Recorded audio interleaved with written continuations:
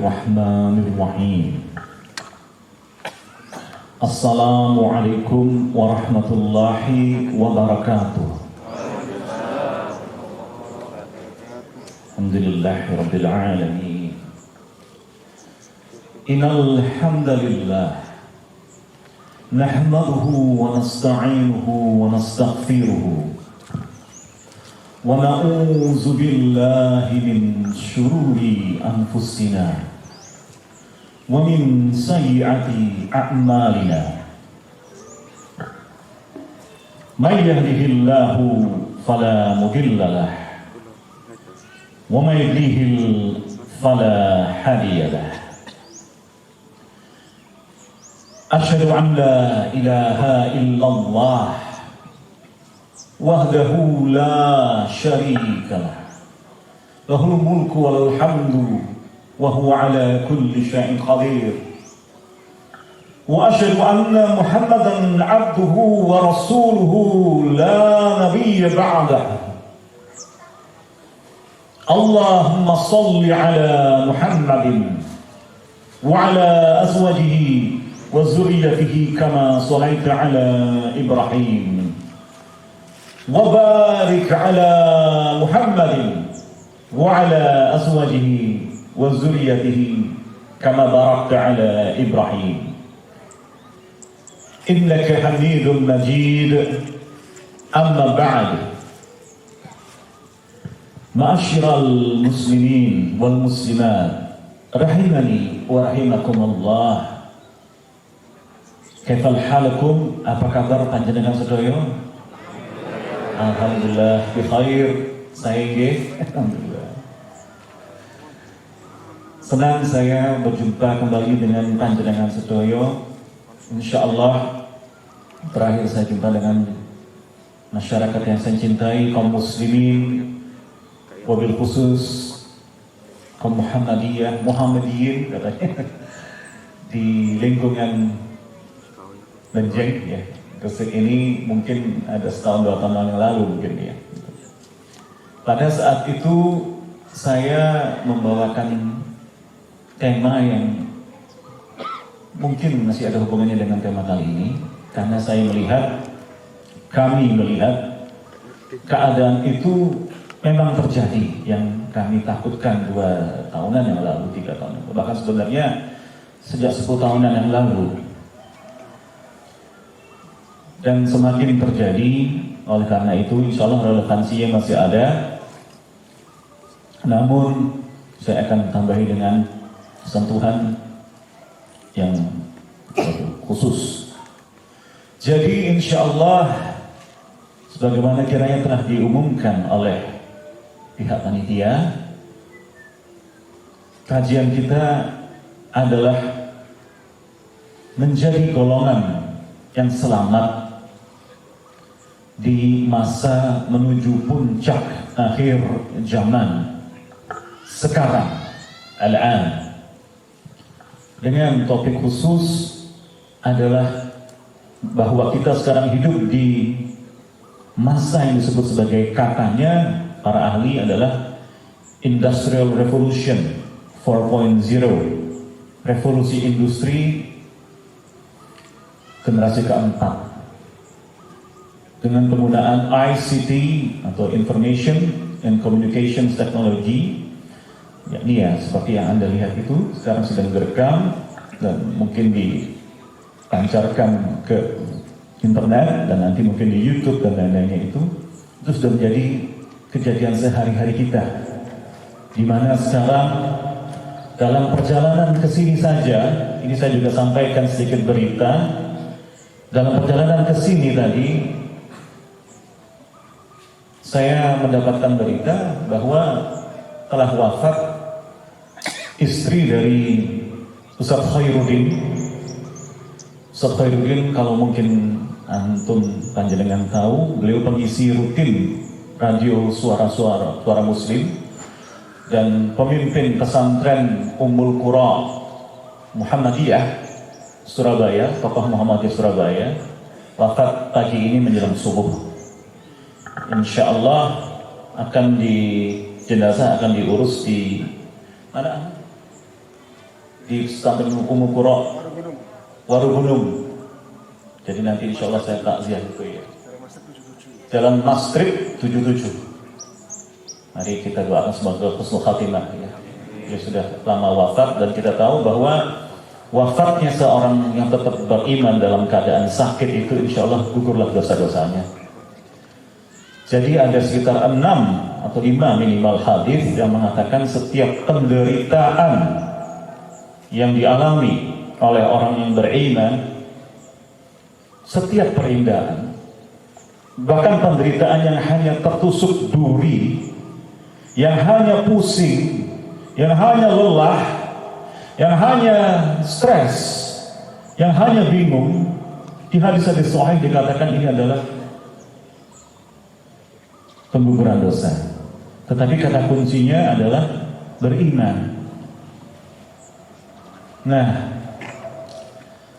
saya akan bawakan untuk awal surah yang sering saya renung-renungkan dan sering juga saya antara sedih tapi juga gembira luar biasa mengenai ayat ini.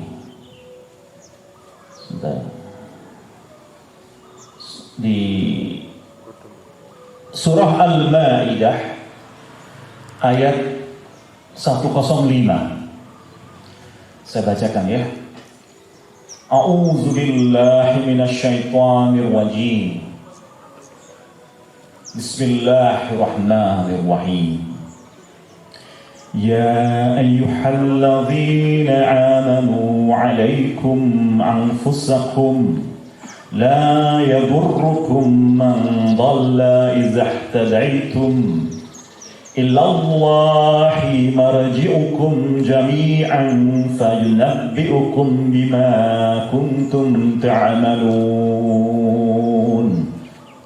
Wahai orang-orang yang beriman, yang memilih untuk beriman, yang yakin akan iman kepada Allah dan Rasulnya, illa walaupun hanya satu butir zarrah, satu titik di kalbunya, yang demikian ini dijanjikan Allah pasti masuk surga. Di hadis qudsi dan di hadis-hadis lain dikatakan pasti masuk surga. Dan orang yang terakhir keluar dari neraka, di hadis qudsi dikatakan, dinyatakan bahwa gambaran ganjarannya adalah satu langit dan satu bumi. Satu bumi dan satu lapis langit. Bahkan di tafsir lain adalah tanah yang luasnya 10 kali lipat bumi dan 10 kali lipat langit yang kita ketahui di sekarang. Itu mudah bagi Allah. Mengapa? Karena ternyata alhamdulillah ini saya di lingkungan sekolahan, ada workshop kejuruan teknik informatika dan lain-lainnya. Ini saya akan bicara agak sains ya, gitu ya.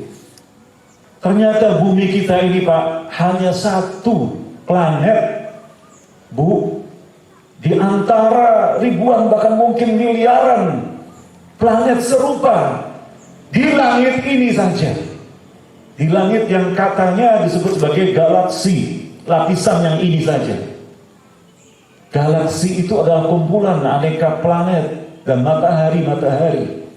Ada yang lebih besar daripada bumi kita, dan ada matahari yang lebih besar dari matahari kita yang nanti akan memanasi kita. Itu baru di lingkungan langit satu ini saja. Sedangkan ada entah berapa miliaran galaksi, Pak. Bahkan ada yang katanya sedang diciptakan oleh Allah baru. Nah,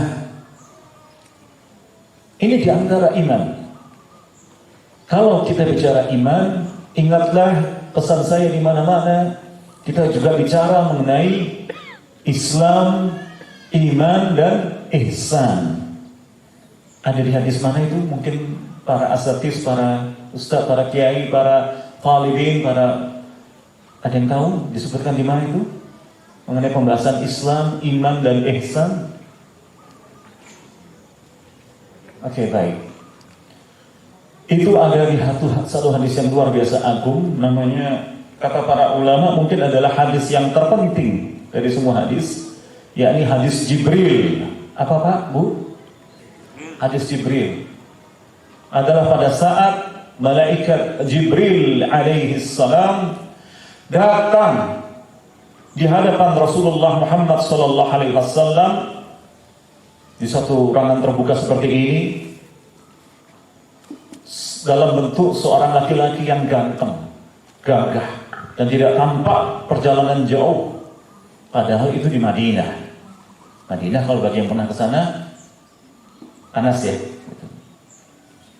Maka orang itu langsung datang di hadapan Rasulullah SAW dan mendekatkan, duduknya langsung hadap-hadapan, paha dengan paha. Kemudian menanyakan kepada Rasulullah SAW, apakah Islam itu? Apakah Islam itu? Apa itu Islam? Maka Rasulullah SAW menjawab, Islam adalah rukun Islam. Yang pertama adalah syahadat, syahadat, salat, puasa dan zakat dan haji bila mampu. Maka ulama membuat kaidah dari ini, orang minimal sudah muslim itu minimal syahadat. Dia belum sholat, dia belum puasa, dia masih berjudi, masih minum minuman keras, masih mencuri, koruptor misalnya, dan lain-lainnya, itu masih terhitung muslim. Itulah juga penjelasan. Jadi orang yang terakhir keluar dari neraka itu, ya. Karena orang kalau sudah yakin pokoknya Allah niku setunggal mawon, dan Muhammad itu adalah utusan Allah, sudah, dia sudah berhak itu masuk surga. Cuman nuwun sewu, nopo kersa dicelup ke neraka dulu. Boten kersa nggih. Karena itu disebutkan di tafsir Ibnu Katsir di antaranya, neraka dan surga itu bertingkat-tingkat. Nah, kita kalau nun sewu, kalau keselomot api sedikit aja nggak suka ya. Petinju terkenal juara dunia Muhammad Ali, seorang mu'allaf, dikisahkan kemana-mana membawa korek api, walaupun beliau mungkin warga Muhammadiyah juga karena rokok itu haram, ya. Tapi kemana-mana dia bawa korek api. Mengapa? Karena kalau dia mau berbuat dosa, dia nyelomot dirinya sendiri gitu loh, untuk merasakan api itu. Tuh. Itu rukun Islam.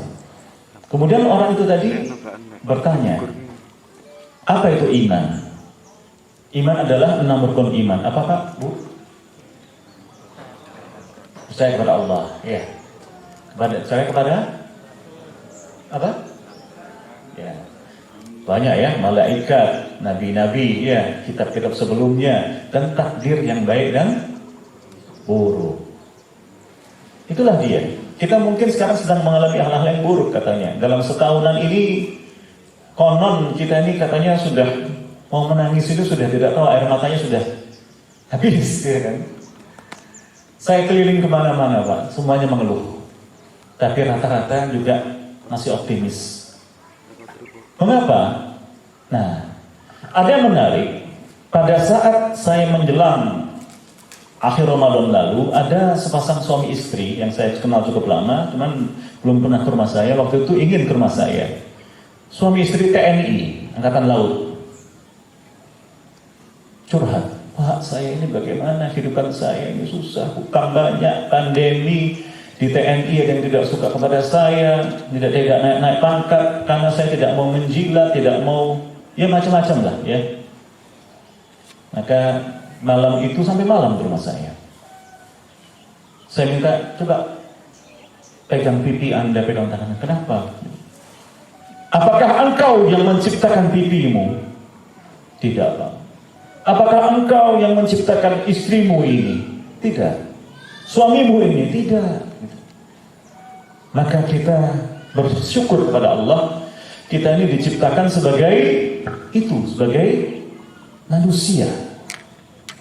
Kita tidak diciptakan sebagai mungkin makhluk-makhluk yang ada di balik pasir itu, cacing. Kita tidak diciptakan sebagai pohon besar yang di sana itu, yang saya yakin sudah puluhan tahun ada di sana tapi tidak jalan-jalan. Sedangkan saya dari Surabaya ke sini, saya bersyukur masih bisa naik mobil, masih ada ditemani teman saya. Oh ya, teman saya ini namanya Ahmad Dahlan. Putra seorang pengurus masjid guru Muhammadiyah Surabaya, lahirnya tepat di tanggal Milad Muhammadiyah, jadi kasih nama Ahmad Dahlan. Beliau juga tim saya perkenalkan diri dulu mungkin. Saat ini saya ketua untuk Komisi Nasional Anti Pemurtadan Wilayah Jawa Timur. Saya juga peneliti ilmu perbandingan agama, akidah, tentang Kristen, Kristologi, Yahudologi, apa itu filsafat dan mengapa filsafat itu salah, ya, menyesatkan sampai ke Syiah, komunis, mistik, dukun, semuanya itu di lembaga Abdullah Wasi'an Foundation. Mungkin masih ingat nama beliau. Beliau guru dari para psikolog nasional, guru-gurunya, murid-muridnya saja sudah wafat. Beliau wafat beberapa tahun yang lalu di usia 94 tahunan. Muridnya saja Ustaz Insan Boko Ginta sudah wafat, ya. Yang wafat, alhamdulillah itu videonya viral, wafat sedang dalam keadaan sholat, ya. Saya di situ di AWF. Kemudian saya juga karena saya ini orang terjamin terlahirkan Jawa Minang, maka saya juga di campur Madura Sumeneb sedikit, campur Arab, campur Tionghoa, campur Eropa katanya, gitu ya. Jadi kayak gini. Maka saya juga dijadikan baru saja menjelang Ramadan kemarin, belum ngapa-ngapain juga, ketua Daram Dai Rantau Minang. Jadi saya kalau di hadapan orang Minang saya bicara ngomongnya sok-sok Minang gitu. Karena saya juga Jawa, ya saya kurang Jawa. Gitu. Kemudian saya juga di ketua Dewan Dakwah Islam Indonesia itu sebelum wafat yang yakin meminta saya bergabung, ya sudah saya ikut bergabung sana dengan putranya Pak Abdullah Wasi'an juga di sana. Dewan Dakwah ini kan sebenarnya kan dewan dari para dai gitu ya.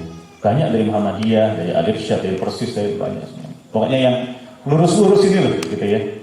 Yang dulu dimaki Wahabi sama Kadrun ini. Sampai sekarang berulang gitu ya. Yang kita akan bahas itu nanti insyaallah. Kemudian apa lagi ya? Yaitu saya pembina Masjid Taklim Al-Hasan tapi sedang vakum. Apalagi kira-kira begitulah. Saya warga Muhammadiyah karena orang Minang dari kecil Muhammadiyah ya, turun-temurun.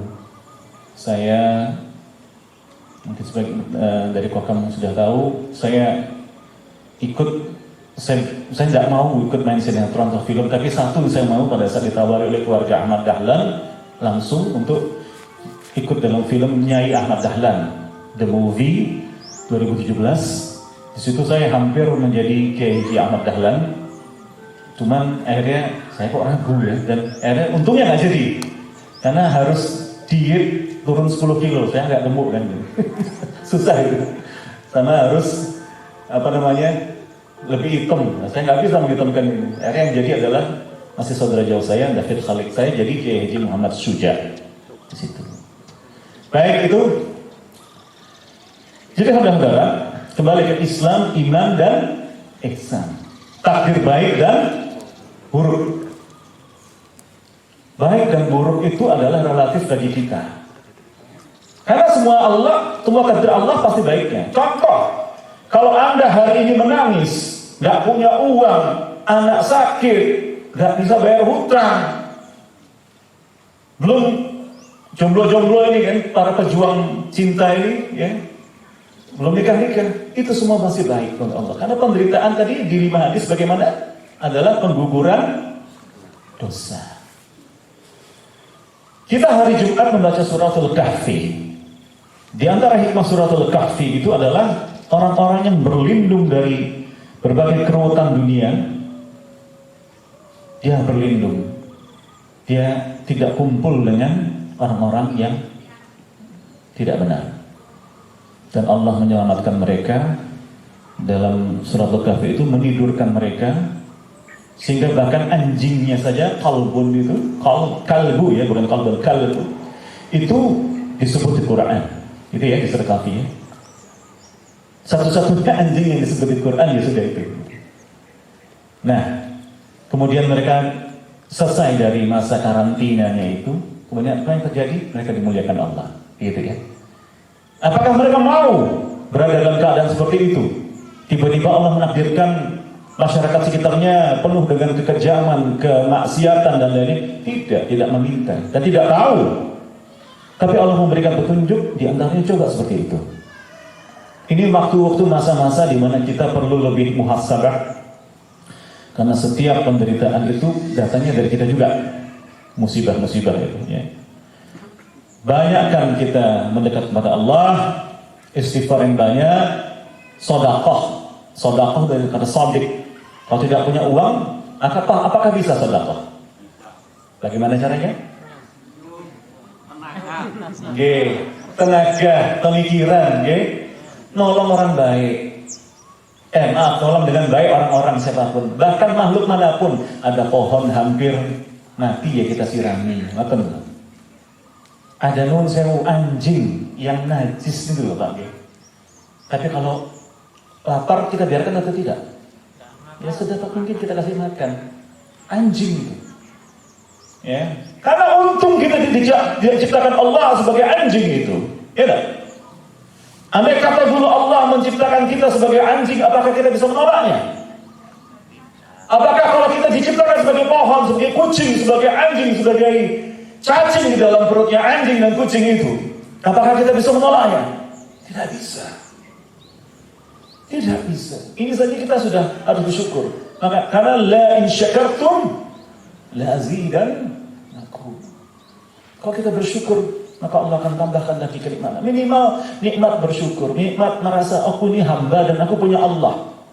Aku ini hamba dan aku ini punya orang, teman-teman lain yang satu hamba yang saling menyayangi. Ukhuwah Islamiyah dan lain-lainnya.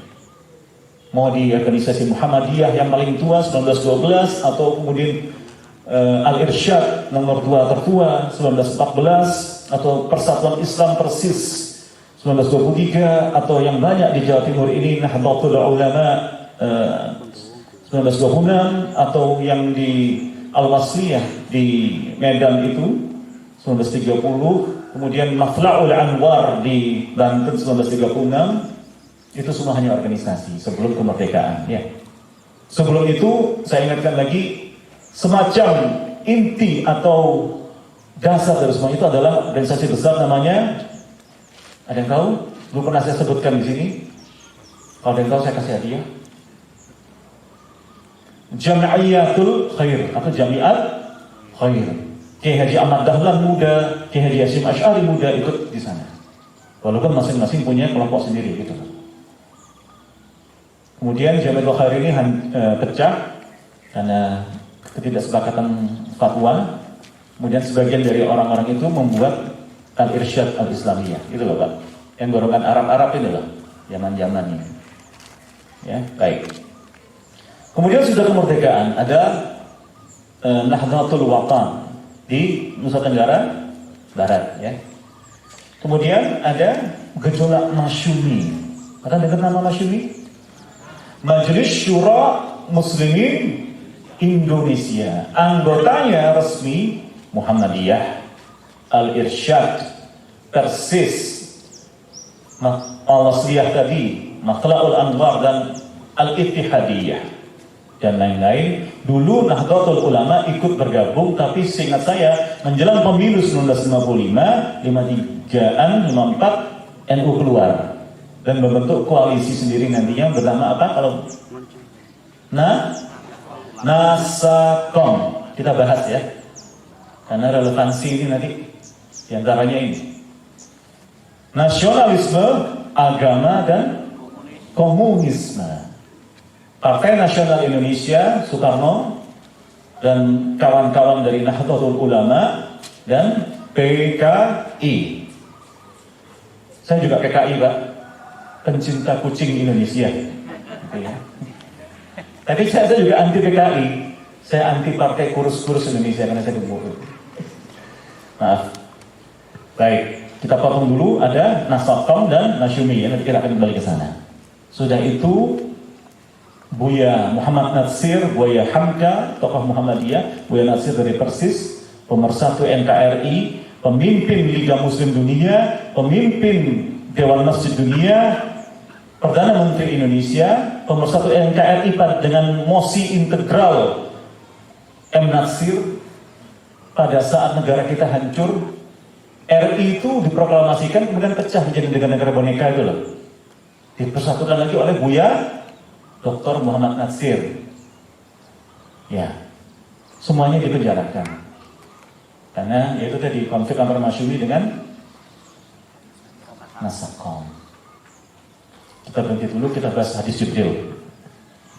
Kemudian itu dia dari iman. Kemudian Jibril alaihissalam bertanya, apakah ihsan itu?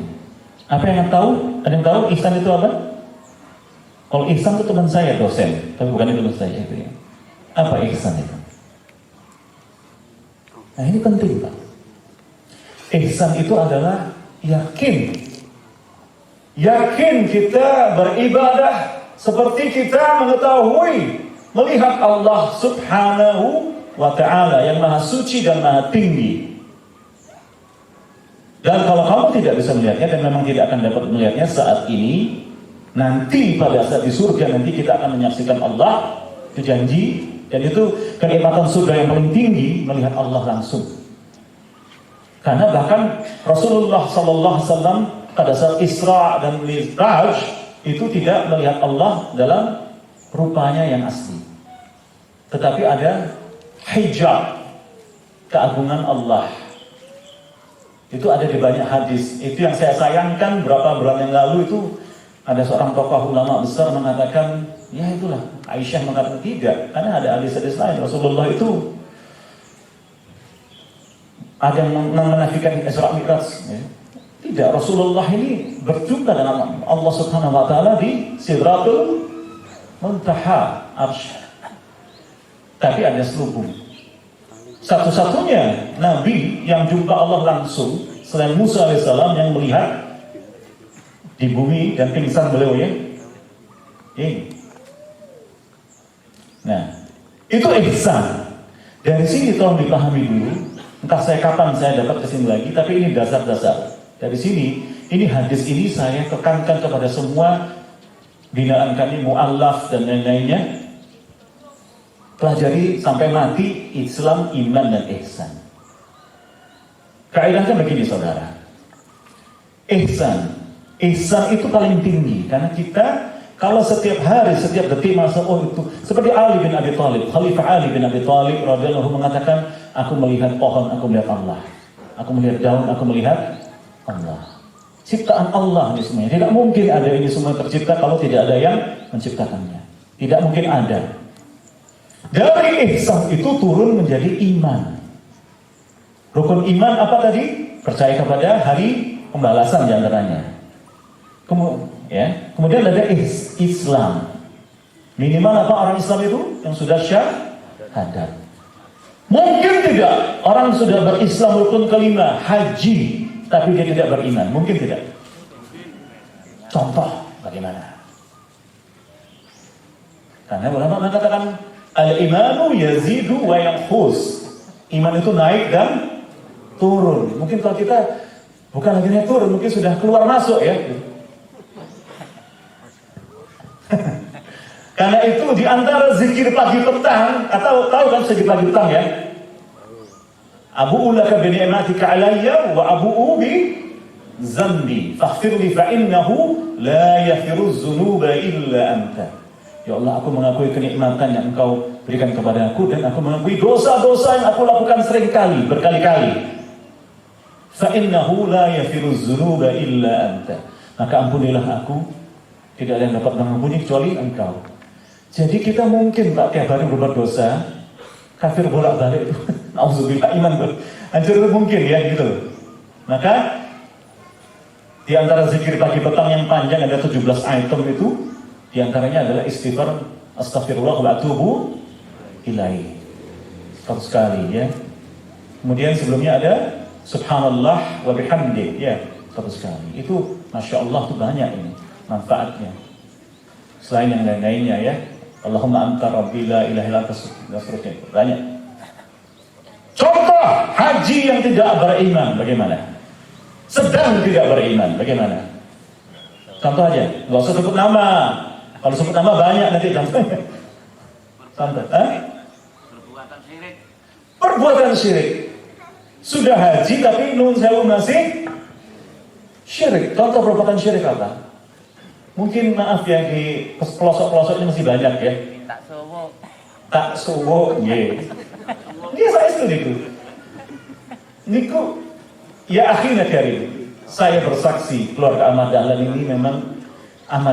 ini memang betul ada semboyan Muhammadiyah anti TBC, anti takhayul bid'ah khurafat. Qala Rasulullah sallallahu alaihi wasallam, kullu bid'atin dhalalah, ad-dhalalati finnar. Semua beribadat tata cara ibadah yang diubah-ubah, yang dikurangi, yang ditambahi, yang dicampur adukkan, itu adalah bid'ah. Ini diantaranya batasan dari Imam Asy-Syatibi dan diikuti oleh imam-imam yang lain. Jadi ada yang mengatakan ngomong-ngomong bid'ah terus, itu kan pakai mic bid'ah. Jadi kata maknawinya ini memang baru, zaman Rasulullah tidak ada. Kamu naik unta aja atau makan nggak usah pakai sendok garpu, nggak usah pakai celana jeans, karena zaman Rasulullah nggak ada gitu kan ya. Tidak, itu adalah kaidah teknologi yang tentu baru. Dan setiap nabi dan rasul itu selalu memakai teknologi terbaru di zamannya. Contoh, Rasulullah SAW pada saat perang Khandaq, perang Tarif itu ya, beliau mendapatkan masukan dari sahabat Nabi Salman Al-Farisi radhiyallahu anhu bahwa orang Persia yang sekarang wilayah Iran itu sekarang jadi sumber agama Majusi, Syiah itu ya, itu menggali parit di sekitar benteng untuk supaya penyerangnya tidak dapat masuk ke paritnya dalam berapa meter gitu loh. Jadi naik kuda pun tidak mungkin. Itu teknologi perang Persia dipakai oleh Rasulullah. Itu bid'ah pada saat itu. Paham ya? Itu perang, itu teknologi perang. Naik mobil silahkan, gedung bangun begini. Masjidnya Rasulullah dulu lantainya tanah, atapnya apa? Daun yang dikeringkan, pelepah kurma, campur tanah. Makanya ada hadis para sahabat Nabi masuk ke dalam masjid itu dengan tidak melepas sepatu dan sandal gitu loh. Jadi itu kalau sekarang ada orang masuk masjid pakai sepatu dan sandal ya nggak salah, kecuali sebentar ya. Tapi ya bertengkar dulu mungkin sama takmirnya, karena takmirnya nggak tahu di situ mungkinnya gitu loh. Karena masjid zaman sekarang ini ya pakai ubin, keramik, bahkan marmer ya, granit gitu. Pokoknya nggak apa-apa sebenarnya kalau dia pakai yang bersih ya gitu. Nah dulu kita Rasulullah tanah seperti ini gitu loh. Tidak ada lampunya, pelepah kurma, tapi Masya Allah ribuan dari mereka itu dijamin surga sebelum matinya, ya kan? Itu. Nah saudara, syirik tadi ya, betul ya? Dukun gitu. Percaya bahwa lo ini juga ini tulisan Arab. Nah, tulisan Arab ya itu gurawannya kalau ada orang Indonesia ke mall di Arab Saudi ada pengumuman bahasa Arab, dikira langsung dia dongeng dulu, amin, amin, amin, kan nggak tahu gitu ya kan? Padahal itu pengumuman bahasa Arab ya kan?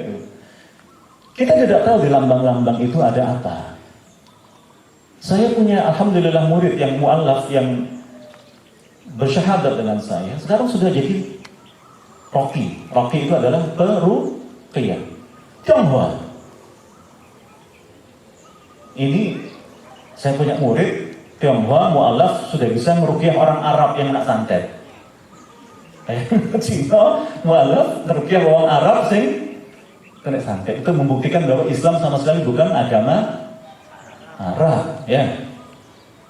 Nah, sebelum lebih jauh, ada berapa banyak nabi seluruhnya? Banyak sekali ini. Berapa? Oke, baik. Di hadis Ahmad Tirmizi pernah ditanyakan kepada Rasulullah SAW, ada berapa nabi suruhnya? Rasulullah menjawab, ada 124.000 nabi dan Rasul. Berapa? 124.000 nabi dan Rasul. Itu Islam, Pak. Tauhid. Tauhid itu ketuhanan yang Maha Esa, ya kan? Ketuhanan yang Maha Esa itu adalah apa? Pancasila, betul. Tapi yang lebih penting lagi, wahai kaum Muhammadiyah. Karena ini ditetapkan oleh orang-orang Muhammadiyah yang merancang negara, di antaranya Ki Bagus Hadikusumo, ya kan? Ki Kasman Singodi Mejo, betul ya? Soekarno sendiri dan Hatta adalah murid Muhammadiyah. Bahkan Soekarno jumpa dengan Ahmad Dahlan sendiri. Belum lagi Jenderal Sudirman, Ki Haji Mas Mansur, ayah dari Buya Hamka, semuanya banyak itu.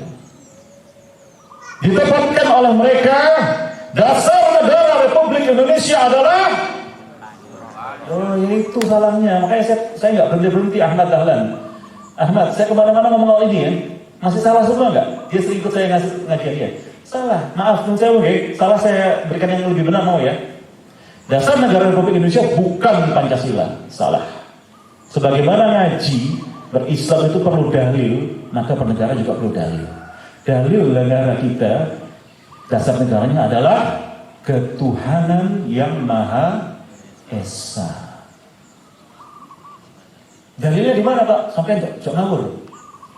Di pasal 29 ayat 1 Undang-Undang Dasar 1945. Negara ini harusnya negara tauhid. Karena ketuhanan yang Maha Esa itu adalah tauhid. Artinya harusnya kalau kita konsekuen tidak boleh ada apa? Riba misalnya ya. Saya sangat menantikan persyarikatan Muhammadiyah membuat Bank Syariah Muhammadiyah. Ya, kita doakan ya. Bank Muhammadiyah Syariah. Muhammadiyah asetnya katanya sekitar 400-500 triliun. Pergerakan uangnya per hari itu miliaran, saya tahu itu Pak. Gitu loh. Uang itu artinya fresh money, liquid money itu. Nah kalau itu disimpan di bank-bank konvensional kan na'udzubillah menjijikkan, ya kan? Atau disimpan di bank-bank syariah yang belum kadar kesyariahannya kurang tinggi. Eman-eman.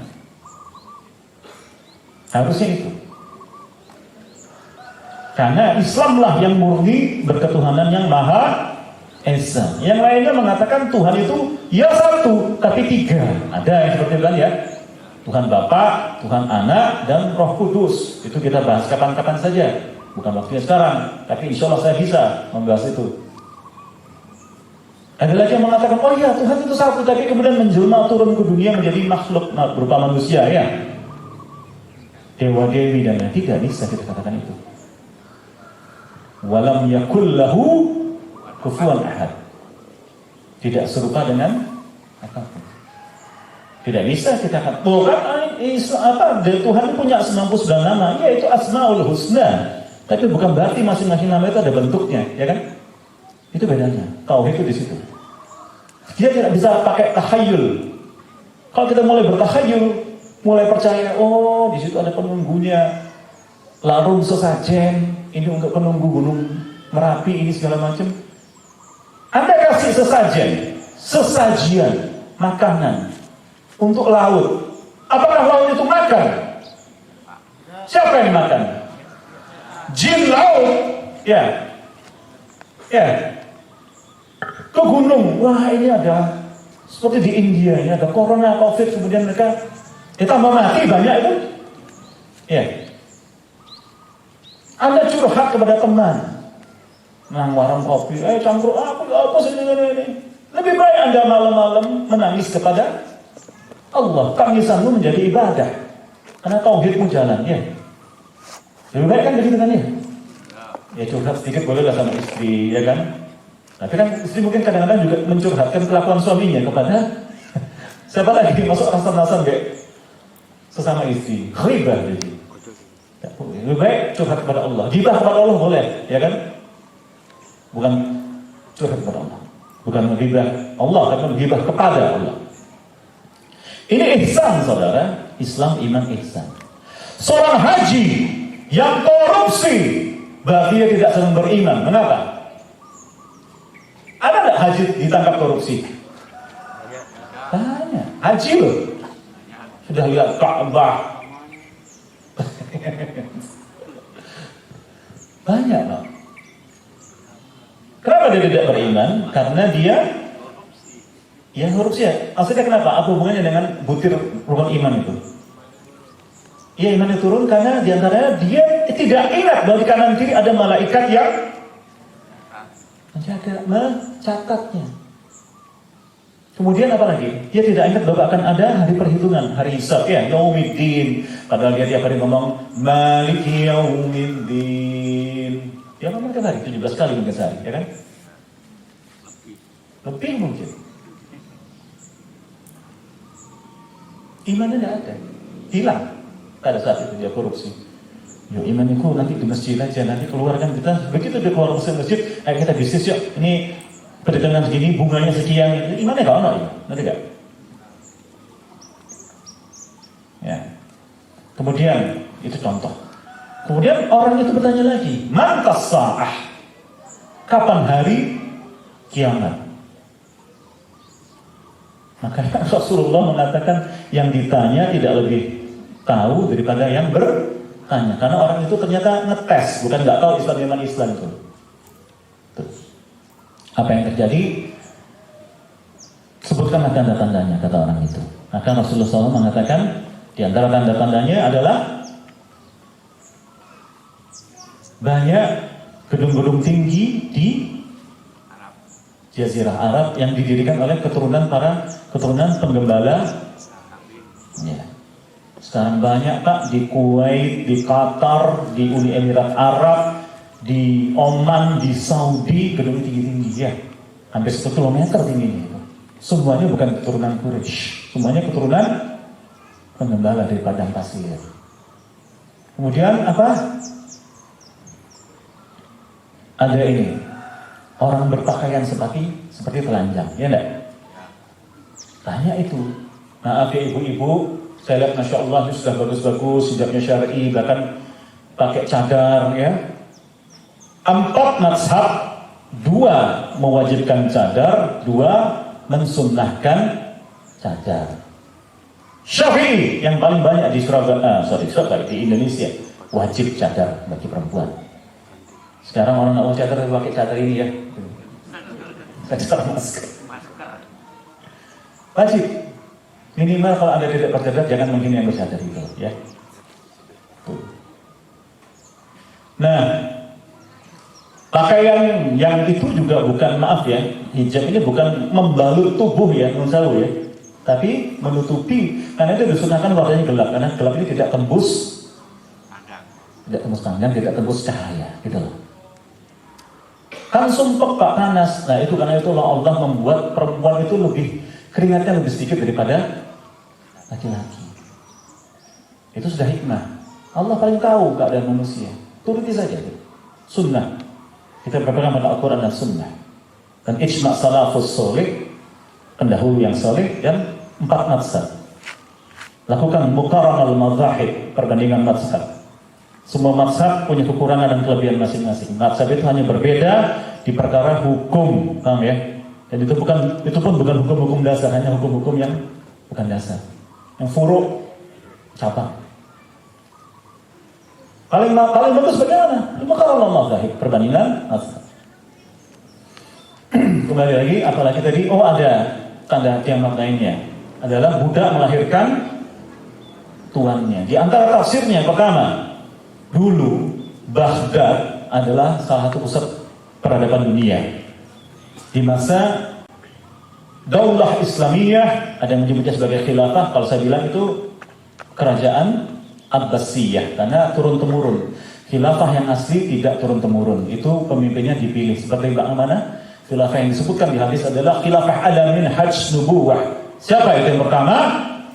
Khalifah Abu Bakar, Khalifah Umar bin Al-Khattab, Khalifah Uthman bin Affan, Khalifah Ali bin Abi Thalib radhiyallahu anhum. Itu empat-empatnya dipilih, Pak.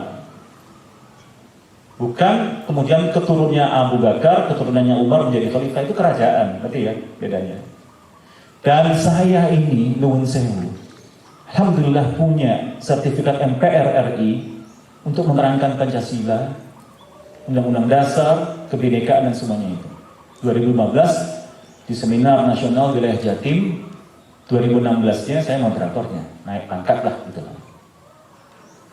Saya terangkan apa itu Pancasila. Sila pertama apa? Ketuhanan Maha Esa. Saya buktikan ini dari tauhid. Saya serang ini waktu itu hadirinnya dari macam-macam agama. Menang mereka. Iya. Kalau mau jujur, ini prinsip Islam. Diam mereka. Karena mereka tahu yang murni tauhid hanya Islam. 124 ribu Nabi insya Allah jangan. Kedua, kemanusiaan yang ada gambar-gambar. Banyak sekali dalil Islam, kita harus manusia. Contoh kemanusiaan. Panjenengan punya tetangga orang kafir. Kafir itu artinya dalam bahasa Arab itu ada orang yang masih tertutup hatinya, menutupi kebenaran ya. Nggak bisa makan. Apa sikap kita sebagai tetangga? Beri makan. Tanya dulu nggak? Misalnya ada orang kecelakaan di jalan raya ini. Bro, tanyai, mas nunsewu, panjenengan niki muslim apa mboten? Atau lebih jauh lagi, mas nunsewu, kartu tanda anggota Muhammadiyah mboten? Sampai niki NU napa Muhammadiyah napa Persis napa? Enggak boleh ya? Orang tetangga tidak beriman dia kalau dia tahu tetangganya tidak bisa makan, tapi dia diam saja. Itu kemanusiaan, ya enggak? Contoh, kita baru selesaikan Ramadan. Apakah Ramadan itu akan sah kalau Anda tidak bayar zakat? 29 hari, 30 hari Ramadan, puasa kita. Tidak memandang yang tidak boleh, tidak berkata yang tidak boleh, tidak melanggar lalu lintas. Kok tidak melanggar lalu lintas? Nah iya, itu kan hablum minan nas, ya kan? Ya enggak? Tidak misuh, tidak membuat orang lain misuh, ya kan? Tidak berbuat jahat, tidak menyebabkan orang lain berbuat jahat. Itu bagian dari puasa. Asyamu. Itu loh puasa kita, ya. Paling hebat kita ini kalau kita puasa kita benar. Puasa kita kan bukan hanya Pak anak-anak mungkin ada SD, SMP, SMA. Saya punya sahabat Ustadz Muhyiddin, ya betul ya? Ahmad Dahlan ya. Ustadz Muhyiddin itu ada umur berapa? Anak umur 5 tahun ya. Puasa 30 hari, Pak. Dia pembina yatim piatu di Bukit Jubel di Pacet sana tuh. Sudah bisa nggak 5 tahun itu ya? Waktu kita ke sana lihat tengah-tengah itu. Tapi bisa kan? Nah, karena innamal a'malu bi niat. Semua karena niat. Panjenengan kalau nggak niat puasa, jam sekian sudah nyari kecil ya kan? Tapi panjenengan niat puasa, terus katakan mau kasih kecil, mau kasih sate, boleh, engkau air, ya kan? Apa mentahannya air sih? Itu dia, karena kita niat, karena kita sadar tadi ihsan. Puasa itu adalah juga pengejawantahan latihan ihsan. Kenapa ihsan? Karena kita tahu Allah mengawasi, ya kan? Sehingga kita tahu dikasih kopi, dikasih ini air, nggak usah Pak, saya puasa. Diajak ngerasani orang, maaf saya puasa. Diajak ngentit, ya kan, Pak maaf saya puasa. Ya kan. Bayangkan 30 hari latihan, harusnya sudah Syawal, ada 6 hari lagi ya kan.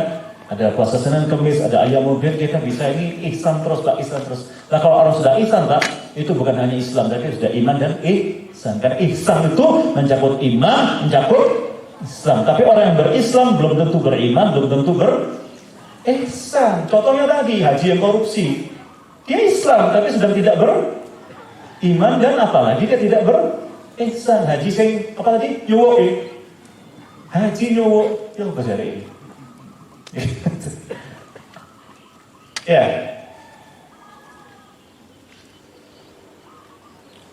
Di masa Abbasiyah, jadi kembali maaf. Abbasiyah itu hancur karena apa? Pertama, memang di situ banyak teknologi baru ditemukan. Katanya pusat ilmu. Tetapi yang ikut diterjemahkan juga adalah buku-buku dari Hindu, dari Yunani, dari Mesir dan lain-lain, Babilonia, menjadi filsafat, filosof, filosofia. Di antaranya kata orang turunan dari filosof ini jadi sufi itu. Kata sufi sama sekali bukan dari bahasa Arab, tidak ditemukan di kamus bahasa Arab manapun. Karena itu dari filosofi ya. Yang kedua adalah dia dari, nah ini, Daulah Abbasiyah itu terkenal makmur, duitnya banyak, mewah. Itu saja sudah masalah. Kenapa? Ternyata kemewahan itu begini. Para pembesar itu biasa, akhirnya bermewah-mewahnya keluar dari keislaman. Artinya tipis keislamannya. Dia pakai baju sutra, boleh nggak bagi laki-laki? Dia pakai intan permata emas, boleh nggak bagi laki-laki? Nggak boleh pakai emas, ya. Hatta emas putih pun nggak boleh. Jadi tukar cincin itu juga bukan dari budaya kita ya. Tidak ada Rasulullah pakai cincin tunangan, enggak gitu. Saya pakai cincin enggak kan? Gitu. Nah, bahkan waktu itu sudah ada macam-macam fahisyah dan lainnya, homo dan lain itu sudah ada. Maka orang-orang yang mangkal terhadap ini tidak mau pakai pakaian sutra tapi pakai suf.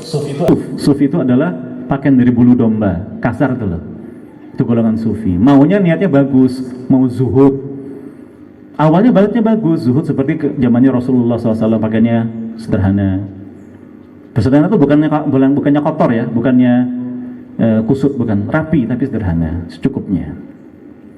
Tapi kemudian maaf, sufi-sufi ini menjadi banyak lagi. Ada Jahmiyah, ada banyak lagi. Masing-masing punya sekte sendiri. Karena itu Rasulullah menyebutkan akan ada berapa golongan dalam Islam? 73. Semuanya merasa di Islamnya paling benar. Tapi 72 salah, masuk neraka.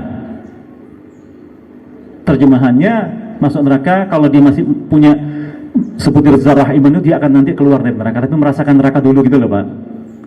Apa mau? Ini mulai panas kan kita juga tidak suka ya. Saya enggak apa-apa, kan COVID kan berpanas-panas kan. Maaf, saya pernah kena COVID sekeluarga. Di antara itu obatnya itu, dan saya sedikit promo, Muhammadiyah itu punya probiotik, itu manfaat itu Pak. Cari itu nanti. Kalau ke saya bolehlah nanti. Tapi saya pernah, dan itu madu, makanan yang benar, istirahat yang cukup, berpanas-panas, dan olahraga. Dan optimis, mati insya Allah syahid, sembuh insya Allah bagus juga gitu loh. Alhamdulillah sembuh cepat. Nah, kembali tadi. Jadi sufi itu terkontaminasi, sufi dan segala macam itu loh. Nah kemudian sayangnya di pemerintahan Harun al-Rasyid yang terakhir itu, sesudahnya itu juga diangkatlah sesudah itu ya, Ahmad bin Hanbal, imam kita yang keempat itu, dari balasan mazhab fikih ada 4 yang populer, Abu Hanifah, Malik, Syafi'i, dan Ahmad bin Hanbal, pemimpin-pemimpinnya. Masing-masing punya metode pemecahan hukum sendiri. Dipenjarakan oleh khilafah, oleh daulah, karena mengatakan yakin Quran itu adalah firman. Sementara orang-orang pakai logika, filsafat mengatakan Tuhan Al-Quran itu makhluk. Penjarakan. Tapi kemudian Masya Allah, jadi zaman dulu kalau ada ulama dipenjarakan tuh banyak Pak ya. Buya Nasir, Buya Hamka ya, Kiai Haji Isa Ansari di Indonesia saja. Sekarang mungkin juga ada, kita lihat ya. Nah, Ahmad bin Hanbal, semua imam kita ini pernah dipenjarakan Pak. Abu Hanifah, Malik, Syafi'i, bahkan ada yang wafat di penjara. Oleh sayangnya begini ya, sedikit saya yang disebut sebagai ulil amri di An-Nisa itu, ulil amri minkum ya, atiullah wa ati rasul wa atiu itu 2, ulama dan umara, itu ulil amri Pak. Ulama kita dari sekitar 70 organisasi Islam bergabung di Majelis Ulama Indonesia. Kalau biasanya keputusan Majelis Tarjih sama dengan keputusan MUI biasanya secara umum ya. Kalau mungkin sedikit berbeda pada saat penentuan hirayah gitu ya. Kedua, umara kita ini, maaf saya kaget-kaget, ada pernah saya masuk ke satu masjid milik sahabat saya, kebetulan bukan dia yang ngasih. khatib Jumat baru naim, nggak langsung untuk ini. Sudah dia, innal hamdalillah, ya, terus sudah khutbah aja amma ba'du, kita harus menurut kepada presiden. Ya, tak pikir-pikir ada iki sapa ini. Ustaznya dia kenal ya, rumah sampai selesai. Pokoknya dia mau muji-muji presiden. Terakhir, sebagaimana sunnahnya menasihati, sudah selesai semuanya, saya datangi berdua kok saya nasihati. Saya ingatkan, akhi antum siapa? Saya ini, saya dosen di sini di sekolah tinggi agama Islam tertentu. Saya temannya Ustaz ini mulia untuk dia, itu semua guru-guru dia. Gitu. Antum ingat tidak kalau di tafsir salafus saleh, pendahulu yang saleh, ulama-ulama, ulil amri itu ada dua. Dia baru bingung. Iya, ulama itu dan umara. Kenapa antum bilang tadi hanya menurut para presiden? Ya diam juga, itu umara. Umara di Indonesia itu dibagi 6 setara. Kalau dulu zaman yang hidup di tahun 80-90, 3 ya. Eksekutif, legislatif, yudikatif ya. Sekarang jadi 6 rupanya. Saya pernah tanyakan kepada Pak Marzuki Ali langsung, teman saya. Ya betul memang begitu. Dan ada di pelajaran anak kita sekarang. Eksekutif itu paling tinggi presiden, betul. Tetapi kita sekarang mengikuti otonomi daerah. Maka gubernur, bupati, dan wali kota itu berhak menentukan kebijakan sendiri. Maaf, Surabaya itu pernah menolak program jalan tol di dalam kota oleh wali kotanya waktu itu, didukung oleh DPRD-nya. Ya sudah, gagal itu. Ada program dari pusat itu. Itu saja sudah nggak nurut presiden, nggak nurut menterinya, ya kan? Presiden, eksekutif. Kemudian legislatif ada DPRD pusat, DPRD 2 dan DPRD 1 ya. Itu bisa beda-beda kebijakannya. Ketiga apa? Yudikatif, kejaksaan, kehakiman, kejaksaan, kepolisian. Itu umara juga. Karena mempunyai kuasa, umara. Kemudian apa lagi yang orang lupa? MPR sekarang ditaruh di konstitutif gitu loh. Kemudian apa lagi? Ini orang lupa juga. BPKRI, Badan Pemeriksa Keuangan Republik, itu umara. BPKRI itu punya undang-undang berhak memerintahkan KPK untuk menyidik sesuatu. Kalau KPK menolak itu pelanggaran hukum. Kita nggak usah sentuh sekarang kelakuannya KPK kayak apa tuh ya, gitu ya. Itu ya kita wajib. Kita terus yang terakhir moneter. Bank Indonesia itu umara, karena berkuasa gitu. Itu undang-undang kan. Langsung ya. Menurut saya Ustaz bikin menang gitu loh. Jadi ya tetap alhamdulillah. Nah, sekarang mungkin nggak umara itu salah. Mungkin nggak ulama salah. Mungkin ulama salah, karena itu di medsos banyak tahzir, ya kan? Tahzir itu biasa. Saya juga kalau salah diingatkan kok. Tahzir itu mengingatkan, gitu loh. Karena gue mengkritik gitu loh. Contoh nih, Ustadz besar, Ustadz dari teman-teman Ahlussunnah wa Salafiyah ya. Yahya Badrus Salam pernah ditahzir oleh Ustaz sama-sama Salafi yang lainnya. Ustaz Ahmad Khalid Basalam pernah ditahzir. Ustaz Firanda juga pernah ditahzir. Biasa saja gitu loh. Karena ulamanya tidak maksum, saudara, gitu loh. Justru kita ini watawasaw bil haqqi watawasaw sabr. Kalau sudah di depan umum ya kita hadapi di depan umum sehingga masyarakat itu juga dapat mendapatkan manfaatnya. Tapi kalau belum menyebar ya kita lebih baik nasihatinya pribadi. Itu orang itu tidak malu gitu loh Pak. Ngerti ya? Kalau suatu kebijakan sudah nasional, maka kita tulis juga bantahannya nasional dong. Ya nggak? Ada medsos sekarang. Itu akan sampai juga insya Allah ke sana. Boleh itu masih boleh. Menyampaikan perasaan kita di depan umum boleh. Unjuk rasa itu masih boleh. Yang nggak boleh unjuk rasa dengan merusak, membakar, kasar ya, maki-maki tidak boleh itu. Kalau kita rame-rame datang ke DPRD, DPRK ini tidak setuju dengan penjajahan Palestina, ya boleh. Kalau datangnya 500 orang tentu ramai. Kalau sendirian ya sepi gitu aja kan. Tapi kalau tertib boleh. Contoh dulu kita sama-sama menolak Ahok.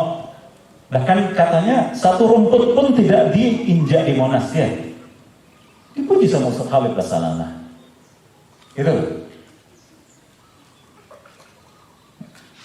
Nah, kembali ke tadi, Saya terangkan ke Abbasiyah itu karena begitu. Karena di masa Abbasiyah itu banyak mulai ada mau muncul apa di Indonesia? Syiah membesar di masa Abbasiyah. Jabariyah, Qadariyah, paham yang satu menolak takdir, satu mengatakan kita tidak usah berusaha karena Allah sudah menciptakan segalanya, kita diam aja, Allah pasti ngurus. Itu sama-sama sesatnya juga di masa Abbasiyah. Karena pakai ini loh, akal yang keliru. Apalagi sufi dengan segala macam tarekat-tarekat yang munculnya mulai dari situ. Mu'tazilah, paham rasionalisme yang kemudian dicuri Eropa sehingga melahirkan Eropa modern, tapi tetap kafir, juga munculnya di situ. Mu'tazilah. Nah kemudian dua menterinya Syiah. Itulah, gak usah dekat-dekat sama Syiah ya.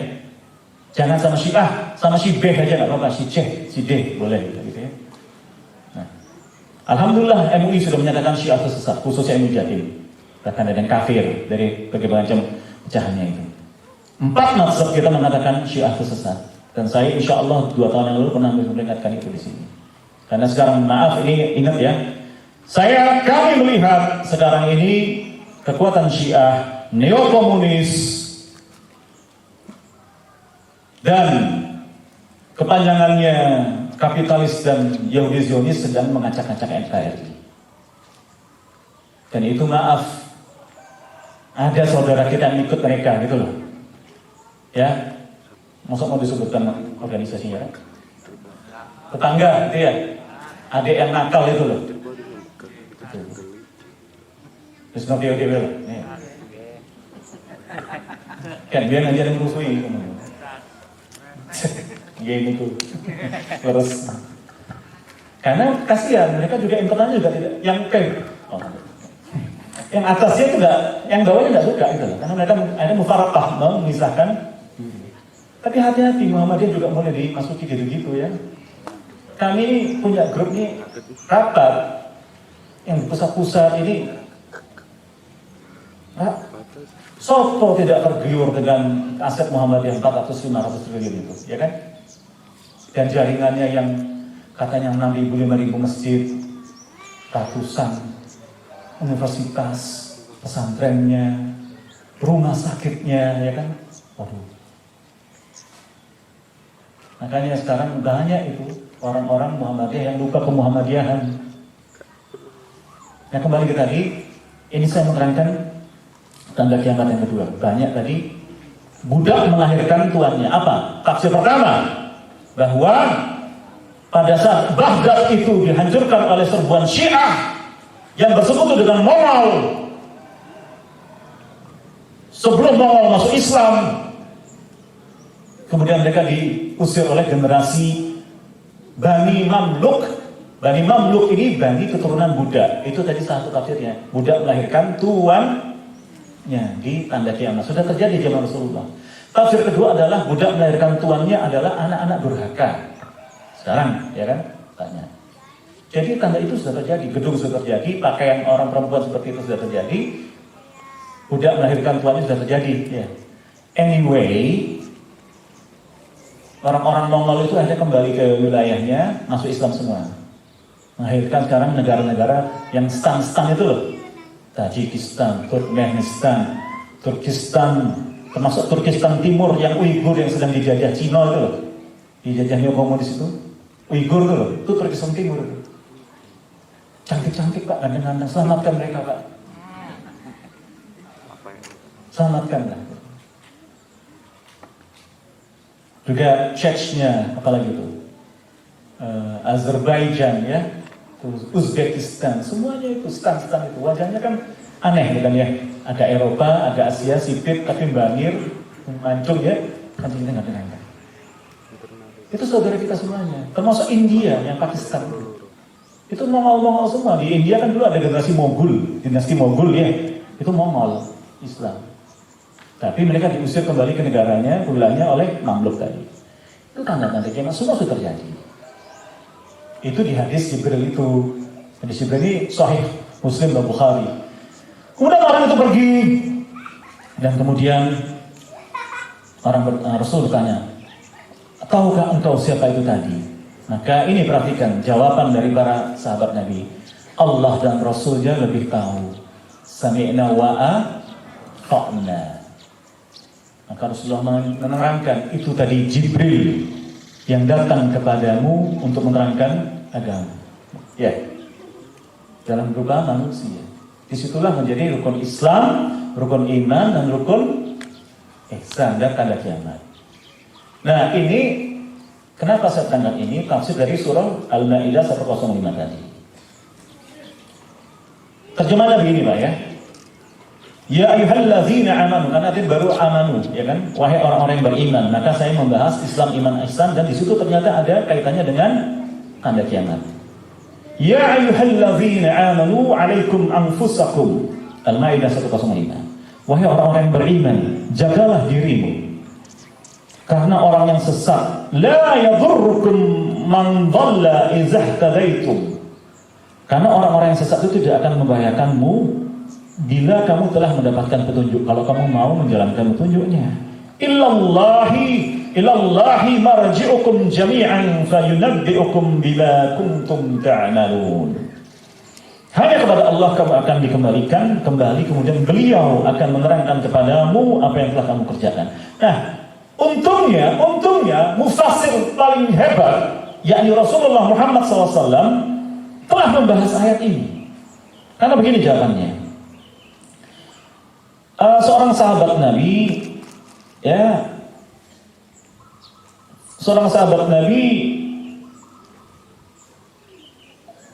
pernah menanyakan mengenai makna ayat ini kepada dari Abu Umayyah Asy-Sya'bani radhiyallahu anhu. Dia berkata, aku pernah mendatangi Abu Sya'labah Al-Khusyani dan bertanya kepadanya, bagaimana pendapatmu mengenai ayat ini? Ayat yang mana, kata dia temannya itu. Maka dia pun membacakan ayat yang rupanya ayat yang Al-Maidah 105 tadi itu. Maka dia berjawab, demi Allah, engkau telah menanyakannya kepada orang yang ahli tentangnya. Ini juga isyarat ya, kalau bertanya itu kepada orang yang ahli. Kalau Anda serahkan urusan kepada orang yang tidak ahli, tunggulah kehancurannya. Itu hadis ya. Kalau ada perusahaan negara kemudian dipegang oleh tukang main band, ya tunggulah kehancurannya, ya kan? Ya. Kalau ada orang tanpa kuliah menjadi doktor dengan banyak sekali gelar doktor, ya sudah. Saya ini S2 mau jadi dokter setengah mati. Karena seorang jadi dokter itu minimal dia kuliah dan ikut kuliah-kuliahnya, ya. Dia melalui ujian-ujian itu loh, presentasi-presentasi, ikut seminar-seminar, memberikan seminar seperti ini seminar gitu, walaupun namanya tausiah. Kemudian dia harus menulis artikel yang tingkat nasional dan diuji di tingkat internasional. Itu pun belum tentu jadi dokter. Tapi hebat sekali, ada nenek-nenek belum pernah lulus S1, doktornya katanya masih ada lagi mau universitas lain yang mau memberikan gelar dokter. Iki sing iya, membuat banyak frustasi dosen-dosen se-Indonesia, ya kan? Jadi kalau urusan tidak serahkan kepada ahlinya, itu saja kancuran. Gelar itu tidak bawa mati ya. Yang dibawa mati adalah apa? Amal saleh. Orang kaya belum tentu masuk surga. Bahkan Rasulullah mengatakan orang miskin masuk surga 500 tahun sebelum kaum yang kaya. Kita mau di alam kubur kita ini ditambahnya dengan amal soleh kita yang dirupakan nanti dengan keadaan nikmat lapang kubur. Wah enak sudah di kuburan itu. Bukan dengan gelar doktor, haji, kiai, ustaz, habib, belum tentu. Ya baik, kita lagi. Iya, Ustaz. Dikit mau selesai kok. Tadi saya minta maaf ya, terlambat ya, agak salah jalan sedikit. Baik, ini sudah terakhir. Nah, Rasulullah mengatakan tafsirnya begini. Yang dijemurkan saya, masa kan kalian tidak apa-apa. Saya mau terus kok. Tidak pintar. Ini demi Allah, engkau telah menanyakan kepada orang yang ahli tentangnya. Aku pernah menanyakan makna ayat ini kepada Rasulullah SAW. Maka beliau bersabda ini, penting ini Pak. Ini dari Rasulullah menerangkan Al-Maidah 105. Teruskanlah olehmu untuk selalu melakukan amar ma'ruf, nahi mungkar. Tahu artinya ya? Berbuat yang benar, mengajak kebenaran, memerangi kejahatan. Sampai engkau akan menyaksikan kekikiran yang ditaati, ngedit di mana-mana. Hawa nafsu yang diperturutkan, yaitu tadi mungkin haji tapi keduniaan gitu lah. Kehidupan dunia yang diutamakan itu penyakit jiwa, al-wahn. Orang lebih cinta dunia daripada akhirat. Apakah kemudian kita harus miskin? Tidak. Karena di surah Al-Qasas 77 diterangkan, nikmatilah kehidupan dunia. Jangan lupakan menikmati kehidupan dunia. Makannya enak, boleh. Kumpul sama, cari istri yang cantik, suami yang ganteng, gagah, boleh. Anak-anak kita langsung ketawa itu. Boleh. Kenikmatan dunia ini. Perempuan yang soleh adalah perhiasan dunia, betul tidak?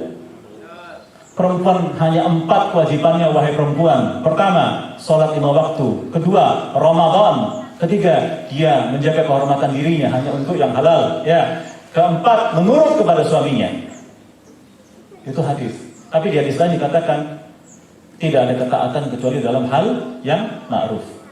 Jadi kalau suaminya belehar, boleh tidak ditaati. Tapi jangan diperangi, dinasihati. Ya, dinasihati dengan dirayu gitu loh. Mas, panjenengan ini ganteng tapi dukun. Bisa, Mas, panjenengan ini ganteng tapi kok korupsi, Mas. Mlebu dhewe nang merokok gak melok, gak kelemangan panganan korupsi. Misalnya gitu loh. Ya, boleh itu. Rayulah suamimu. Rayulah istrimu dan istri-istrimu. Ahmad Dahlan istrinya 4, Kak. Alhamdulillah, Masya Allah. Maaf ya Bu, langsung merembet ya Pak. Ini kan sejarah, dan bukan wajib lah ya. Boleh, syaratnya panjang lah ya. Mau poligami kemudian tidak adil, nanti akan datang menghadap Allah dengan katanya tafsirnya kebalik, muka di bawah gitu, atau pincang. Malu kita, ya kan? Iya.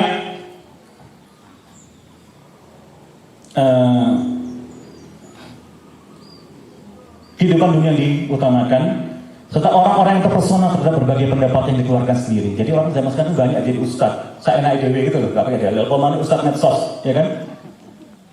Sudah tahu sedikit kemudian menjawab, waduh, na'udzubillah. Ini terusnya, hendaknya kamu hanya bergaul dengan orang-orang yang searah denganmu dan tinggalkanlah kaum yang awam. Awam itu maksudnya orang yang tidak berpengetahuan, tapi sok-sokan tadi itu loh. Tinggalkan aja, tidak apa-apa. Ya kita nasihati. Tapi kalau ngeyel, jidal itu tidak boleh dalam Islam ya. Berdebat kusir itu loh, pokoknya menang nggak boleh. Tinggal sudah kita doakan, ini sudah dalilnya ini, nggak terima yowis. Apakah boleh kita berdebat? Boleh, tapi dengan dalil dan tidak boleh benci-bencian. Sebab setelah zamanmu itu akan datang satu masa yang penuh cobaan, di mana orang-orang yang memegang teguh agamanya seperti menggenggam bara api, ya kan? Ketahuilah saat itu orang yang terus berusaha untuk memegangi agamanya, ini penting dan hiburan untuk kita, maka pahalanya sama dengan 50 kali para sahabat Nabi. Barakallahu fiik. Ini hadis At-Tirmizi Ibnu Majah dalam Al-Fitan Al-Malahid. Zaman sekarang, karena itu zaman sekarang juga ikutlah akan terjadi. Rasulullah pernah mengingatkan akan terjadi kaum al-ghuraba, orang-orang yang dianggap aneh, orang-orang asing itu. Satu kampung sedang dukun, ada satu keluarga nggak dukun, dia dianggap aneh, ya enggak? Satu kantor korupsi semuanya, satu orang tidak mau korupsi, dia dianggap aneh. Dia sendirian, tapi sebenarnya dia tidak bersendirian, dia berjamaah dengan Rasulullah SAW. Karena itu nanti yang membebaskan Palestina, Suriah, semuanya itu bersama Rasulullah Isa Al-Masih alaihissalam. Kokam bersiaplah, para kiai bersiaplah, para ustaz bersiaplah, anak-anak muda ini persiapkan, Dajjal pasti datang. Siapakah yang akan bersama Rasulullah SAW? Isa alaihissalam, Isa Al-Masih, yang nama Ibraninya adalah Isa atau Yeshu atau Yeshua. sebutan nama lainnya. Dan siapa yang akan bersama Imam Al-Mahdi nanti dari keturunan Rasulullah SAW, dari bangsa Quraisy, keturunan sah beliau dari Ali bin Abi Thalib, dari keturunan Al-Hasan, bukan dari Al-Husain ya, katanya Syiah dari kata Al-Husain, dan pernah lahir namun sedang sembunyi gaib 1000 tahun lebih. Tidak. Imam Al-Mahdi kita orang yang normal akan dilahirkan menjelang akhir zaman. Siapa akan bersama mereka? Mereka disebut sebagai At-Ta'ifatul Mansurah. At-Ta'ifatul Mansurah itu orang yang terus berada dalam kebenaran walaupun sedikit. Dan pada akhirnya mereka akan mendapatkan nusratullah, pertolongan dari Allah. Dan itu di semua masa ada. Panjenengan kalau misalnya dikuyo-kuyo tapi batin, ya Allah kok begini ya, gitu loh, Allah akan tolong Anda. Karena tetap di Al-Quran dan Sunnah, ijma' salafus soleh, pendahuluan soleh, kesepakatan salafus soleh, dan imam kita 4 itu. Ini. Mau tahu tanda-tanda azab yang sedang terjadi? Ini panjang, saya singkatkan aja karena saya sudah diingatkan program, takut saya. Salam perkasa, ya. Perkasa. Betul ya, apa kamu? Tanda-tanda azab yang sudah terjadi. Pertama, riba di mana-mana. Sudah terjadi belum? Masjid banyak tapi kosong. Sudah terjadi belum? Megah-megah tapi masjid itu megah, mungkin tingkat pakai lampu kristal, granit, tapi penduduk sekitarnya miskin.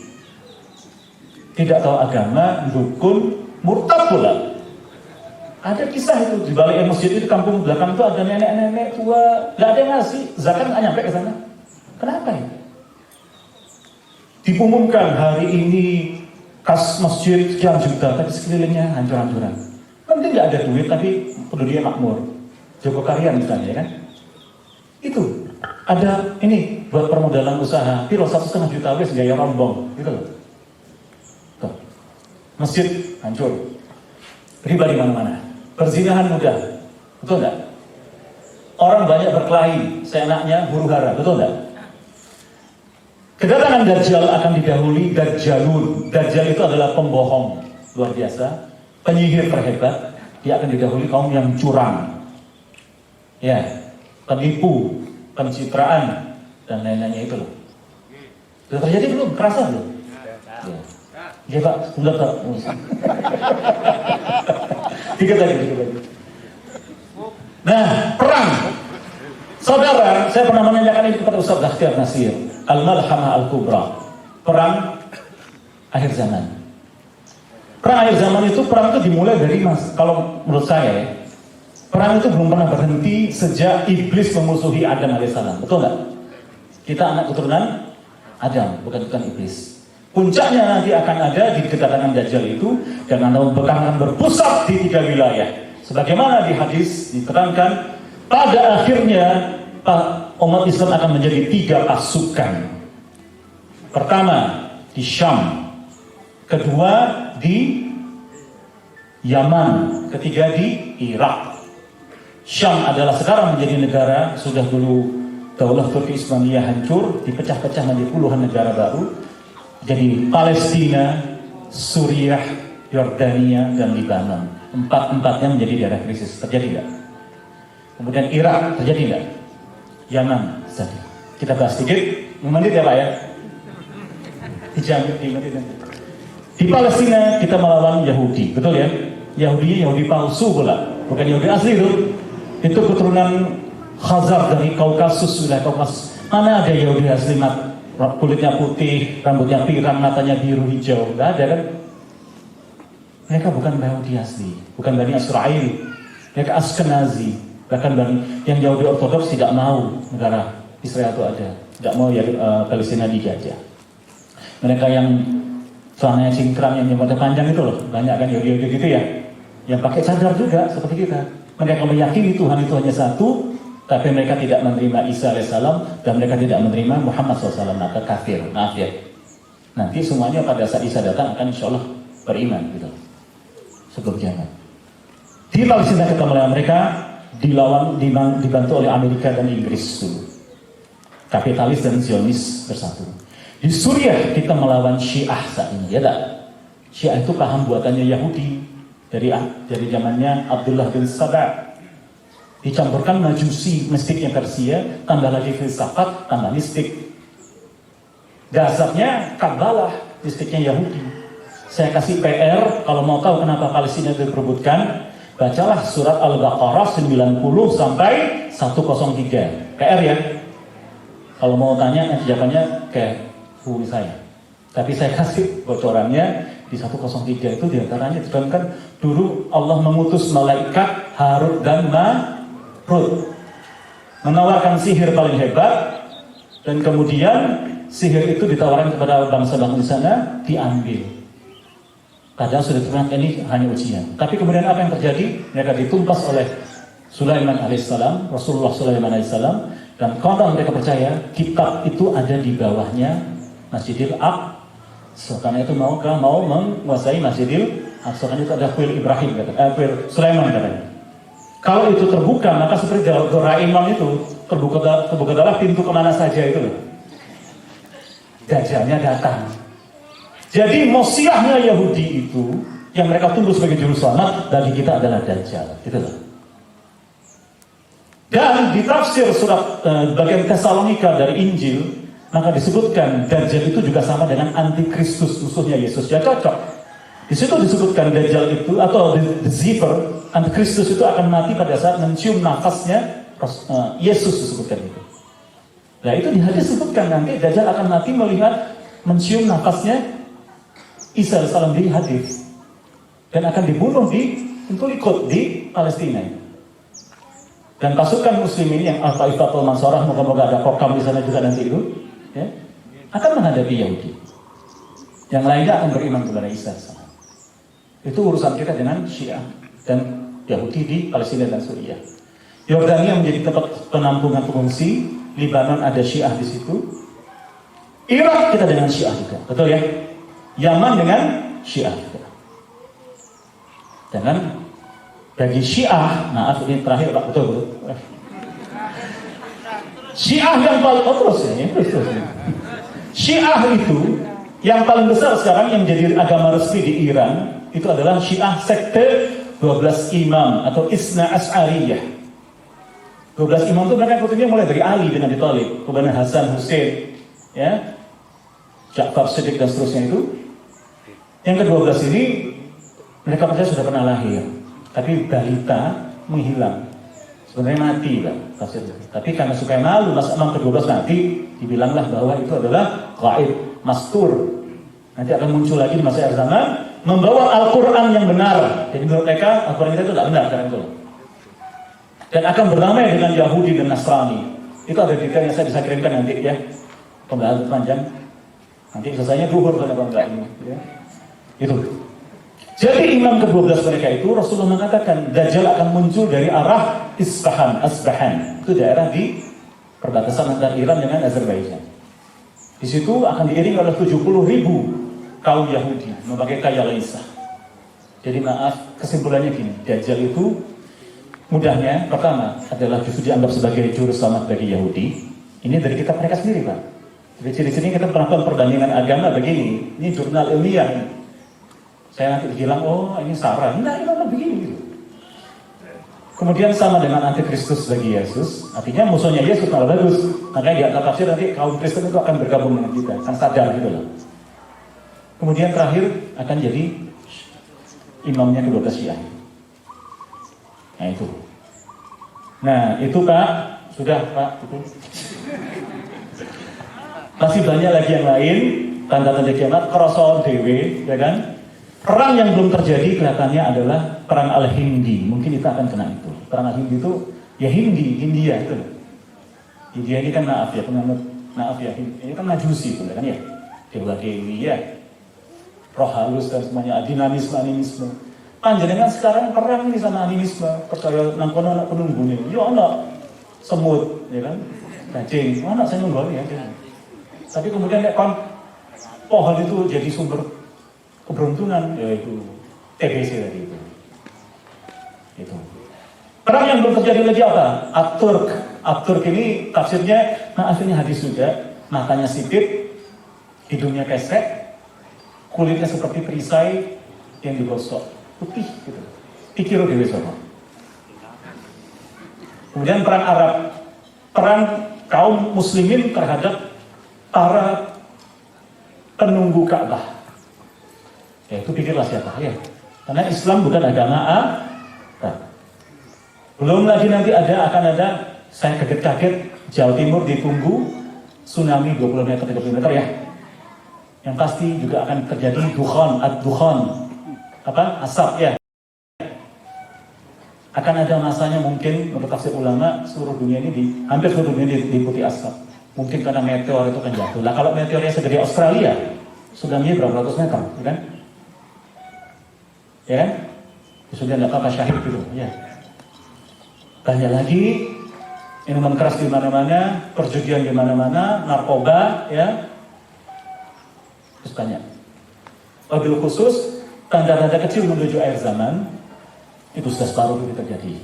Tapi ini saya tutup dengan apa tadi kuncinya menjadi orang selamat, karena kuliah ini atau tausiah tentang orang selamat ya.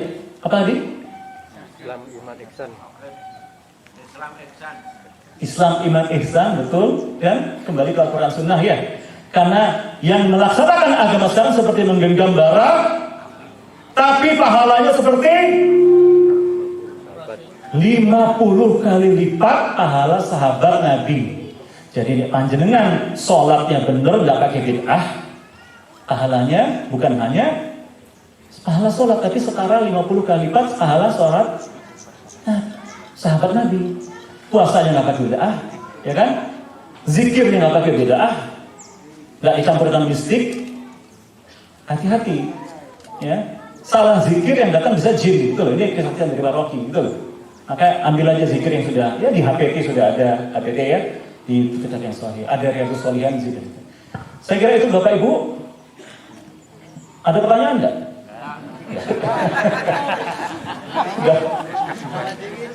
Sudah Pak, jangan lama lagi, saya terprovokasi, saya itu pernah Pak, karena tambah sedikit saya ngisi di Cengho itu 3 jam, 4 jam. Terus, tapi alhamdulillah, dari jam 10 sampai jam 12, kemudian ke zuhur, lanjut mereka datang lagi habis zuhur sampai asar gitu. Ya karena kami menerangkan mengenai semuanya itu tadi, Yahudi, Kristen, semuanya sampai komunis. Oh ya, komunis itu juga buatan Yahudi ya. Neo-komunis Cina itu mencampurkan kapitalisme, jadi boleh berbisnis, tapi tetap BUMN-nya milik negara, dan tidak ada demokrasi, dan tidak ada ketuhanan, gitu loh. Bahaya. Statement saya tadi awal, kami memperingatkan Anda, na'udzubillah, bukan nasakom baru itu tidak terjadi gitu loh. Tapi iya apa tidaknya pikir dewe, kok aku dituntut gitu kan. Karena dulu yang komunisnya juga dari Cina juga, dari zaman Bung Karno. Kita sekarang merasakan ya, gitu loh. Ya siap-siap, ayo wes. Kok kamu siap ya? Salam Merdeka! Pertahankan kalimat syahadat. Islam agamaku, Muhammadiyah. Alhamdulillah. Kembalilah ke Muhammadiyah yang sejati. Guru saya sampai wafat, saya dekat sekali dengan Buya Profesor Dr. Yunahar Ilyas. Tahu ya? Wakil Ketua Umum MUI dan Wakil Ketua Umum Muhammadiyah. Ya, beliau mengingatkan, jadi sudah saya cek kepada keluarga Ahmad Dahlan, Muhammadiyah itu Ahlussunnah wassalafiyah. Dia ini salafi Pak, gitu loh. Salafi itu maksudnya pengikut salafus soleh. Belum tentu yang mengaku salafi adalah salafi sejati, gitu loh. Siapa tahu yang tidak mengaku salafi malah adalah justru salafi yang sejati. NU menamakan pesantrennya pesantren salafiyah, betul tidak? Kita juga salaf semua. Jadi nggak usah rebutan soal salaf, nggak usah soal salaf ya. Kita itu semua salafi. Perkara salafi ada yang kurang benar, ada yang lebih benar, ya itu kita cari yang paling benar di mana, gitu loh. Al-Irsyad proses polisi. Baik, mau doa atau tidak? Langsung aja ya. Baik, sunnahnya menutup tausiah atau apa, tahu isi uyah, tausiah gitu ya, adalah kita banyak istighfar ya, dan baca sholawat ya. Buat dia ngomongin Muhammadnya gak sholawatan, kundulmu. Allahumma sholli ala Muhammadin wa ala azwajihi wa zuriyatihi kama sholaita ala Ibrahim wa barik ala Muhammadin وعلى أزواجه وذريته كما باركت على إبراهيم إنك حميد مجيد الحمد لله رب العالمين. Doa kifaratul majlis ya. Subhanaka Allahumma wa bihamdika asyhadu an la ilaha illa anta wa astaghfiruka wa atubu ilaik.